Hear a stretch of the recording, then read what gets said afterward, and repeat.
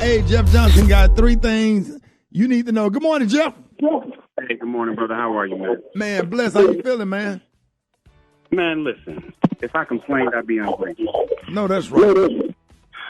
So let me say this, man, because there's one thing that I want to talk about today, and some of you have heard about it, some of you may not have, but that is the case of Rodney Reed. Rodney Reed is a brother from Texas who is scheduled on November 20th to be executed for rape and murder that many, himself included, saying he did not commit. And so there is a ton of evidence that has been kept from the original jury and that many are saying, well, that has not been allowed to be presented for review. And so, Rick, we're asking as many as can to request Governor Abbott of Texas to stop the execution of Rodney Reed. And so for those of you that haven't heard anything about it, in 96, he was arrested for the murder of Stacey Sykes. And this was a woman that he had a consensual relationship with.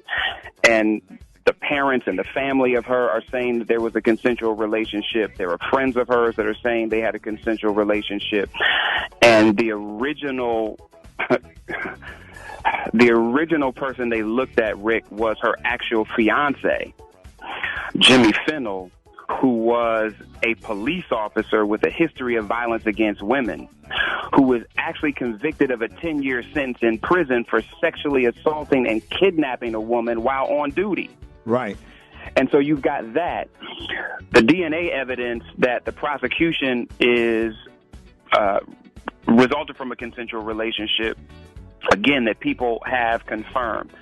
The case on its face is messed up because the prosecution claims that Reed was able to break into Sykes' car on foot while she was inside it and committed a brutal murder and sexual assault without leaving any physical evidence in the car. And so no DNA links Reed to the scene of the crime. And so many people are looking at the fiancé, Jimmy Fennell Jr. But beyond that, Rick, I think the biggest thing is that the current evidence that was never given to the first jury should be reviewed before this brother's life is taken. Absolutely. And so we're asking people, please, you can go to freerodneyreed.com and sign a petition, or and you can send information to the governor. That's also on the website at Free Rodney Reed.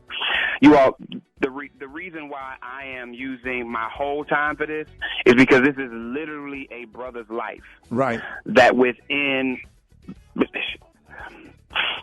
16 days is going to be taken by lethal injection. And if there is even a sliver of evidence that says he didn't do this, we should do everything we can to make sure that this brother's life is not taken for a crime that he did not commit. So please, you all, go to freerodneyreed.com. The Innocence Project has also done a ton of work around this. Sean King has been doing all he can to promote this case and this brother. And so please go to freerodneyreed.com, be a part of the movement that could potentially save the life of a brother before the end of this month. If we can't come together for this, then so much of what we talk about doing doesn't mean anything. So, Rick, again, thanks for the opportunity this morning to talk about Rodney Reed. You all check out the website, do what you can. Let's save this brother's life and give him the ability to have new evidence heard in court so that hopefully the person who should be held accountable is actually held accountable. Rick, those are three things I got. Y'all can hit me at Jeff's Nation on all social media. Y'all have a fantastic Tuesday.